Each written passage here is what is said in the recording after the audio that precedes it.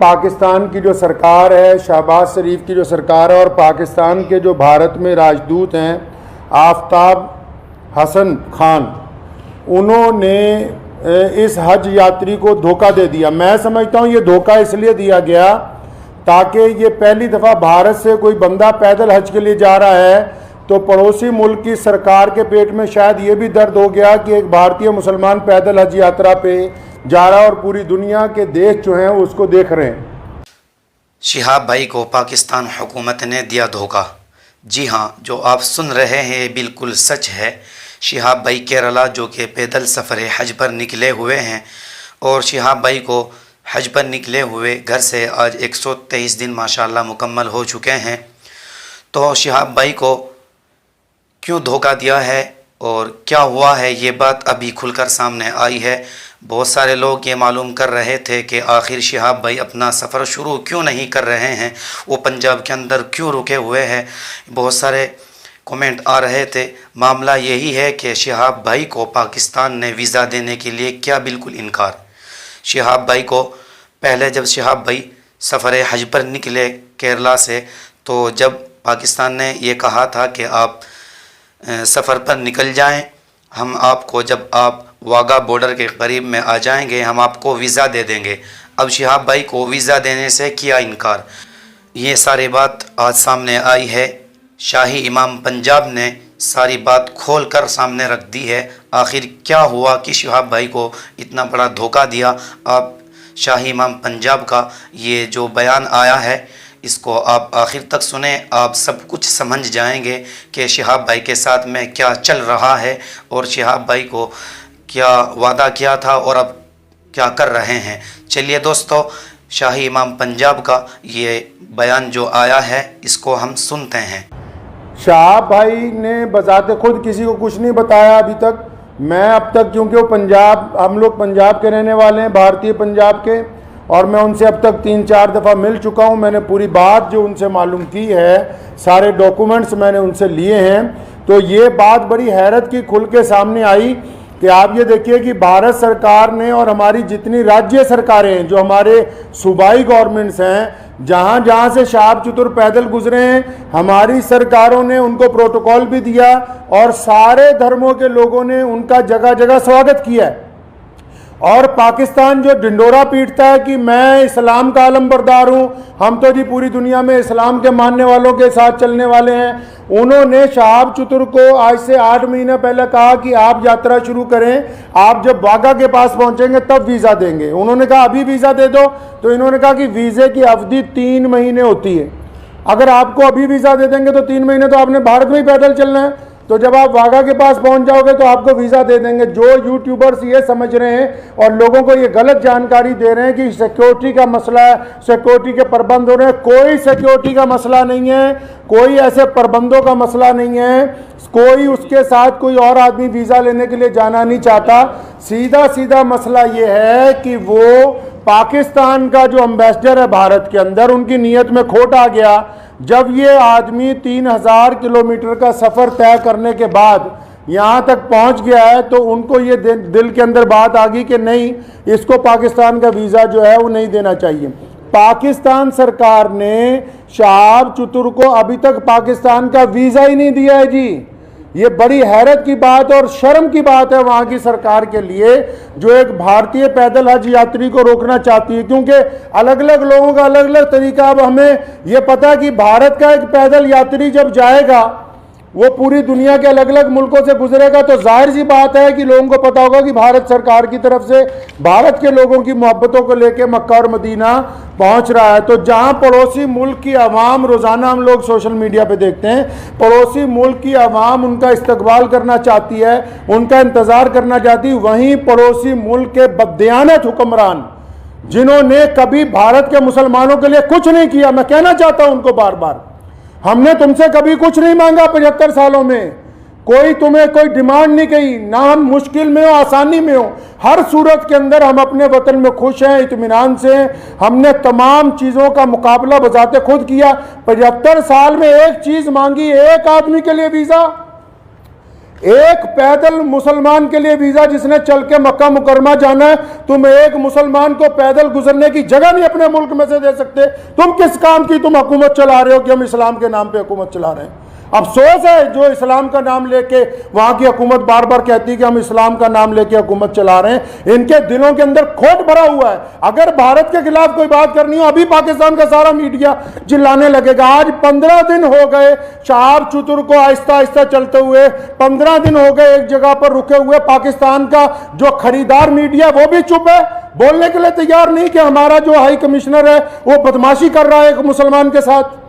मैं ये कहना चाहता हूं, उनकी सरकार को भी कहना चाहता हूं, पाकिस्तान की सरकार को भी और वहां के हाई कमिश्नर को भी, कि अगर आपके दिमाग में ये गलत फहमी है कि शहाब चतुर साहब को तुम वीज़ा नहीं दोगे तो भारत का ये पैदल यात्री मक्का नहीं पहुंच सकेगा, तो आप अपने दिमाग में से इस गलत फहमी को बिल्कुल निकाल दीजिए।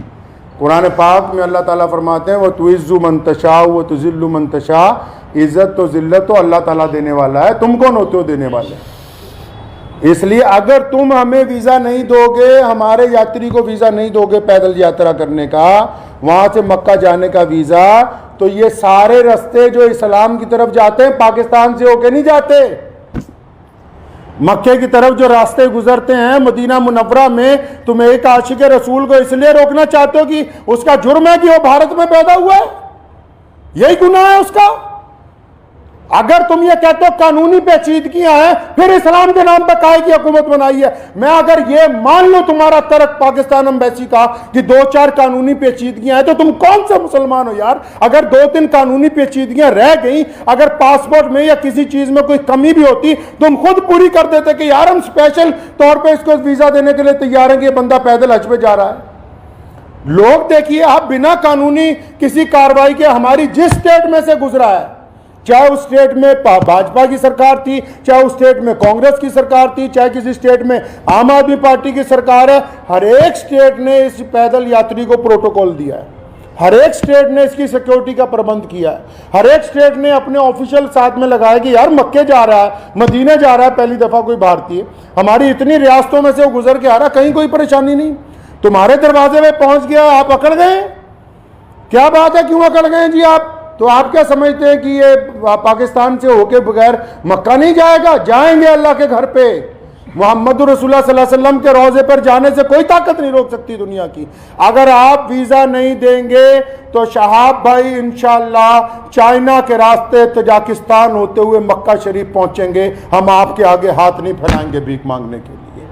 मैं भारत के प्रधानमंत्री माननीय श्री नरेंद्र भाई मोदी जी से भी गुजारिश करना चाहता हूं कि आप हमारे देश के प्रधानमंत्री हैं और आपने जहां सबकी बात की है, जहां आपके सारे राज्यों में से शहाब चतुर गुजर के पहुंचा है, मैं आपसे विनती करता हूं कि हमारे विदेश मंत्रालय को आदेश दें कि शहाब चतुर की जो यात्रा है इसको चाइना के रास्ते इसके प्रबंध करवाए जाएं।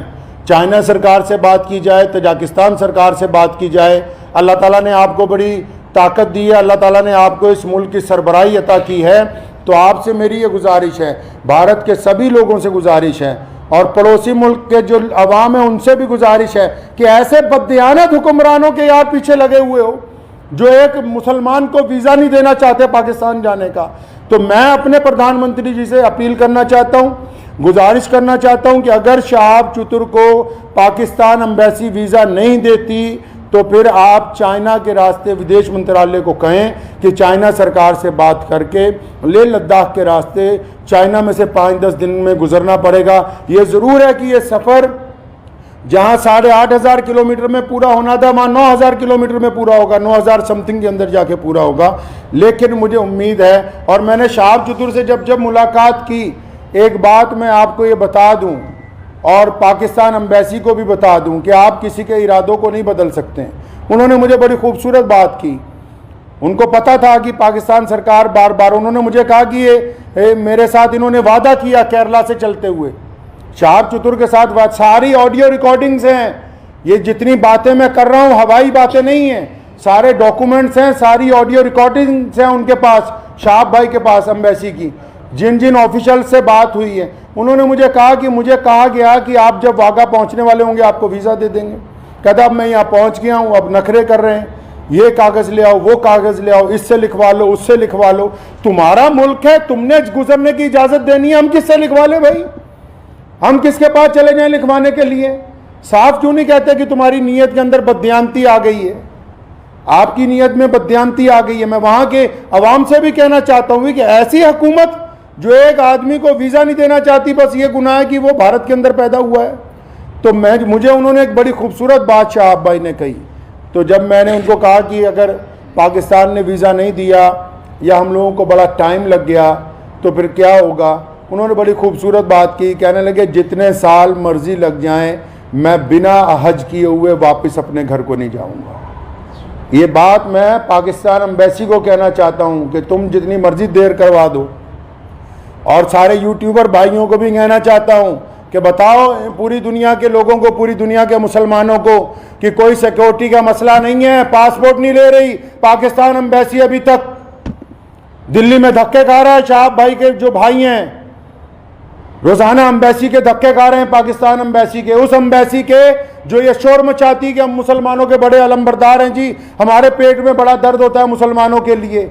उनके दरवाजे पर रोज धक्के खा रहे हैं वहाँ रोजाना। कभी कहते हैं आ जाओ, कभी कहते हैं कल आओ, कभी कहते हैं फलां मिनिस्टर के पास चले जाओ, फलां के पास चले जाओ, ये कागज़ लिखवा ला, वो कागज़। बताओ जितने सोशल मीडिया पे जितने लोग जुड़े हुए हैं पूरी दुनिया के, मैं मुसलमानों को अपील करना चाहता हूं, बताएं पूरी दुनिया के मुसलमानों को पाकिस्तान एम्बेसी का कारनामा, वहां के प्रधानमंत्री का कारनामा। एक आदमी से डर रहे हो यार, एक हाजी जा रहा है हमारा हज के ऊपर पैदल। तुम्हारे सारे मुल्क आपस में जुड़े हुए हैं, हजारों लोग पैदल के लिए जाते हैं। रशिया से लोग पैदल हज पे पहुंचे, पिछले साल इंग्लैंड से लोग पैदल हज से पहुंचे, कितनी और रियासतें हैं, तजाकिस्तान के, उज़्बेकिस्तान के लोग पैदल हज के लिए पहुंचे। किसी पे कोई एतराज़ नहीं है। भारत का एक मुसलमान पैदल हज पे जा रहा है, तुम्हारे पेट के अंदर दर्द हो गया है।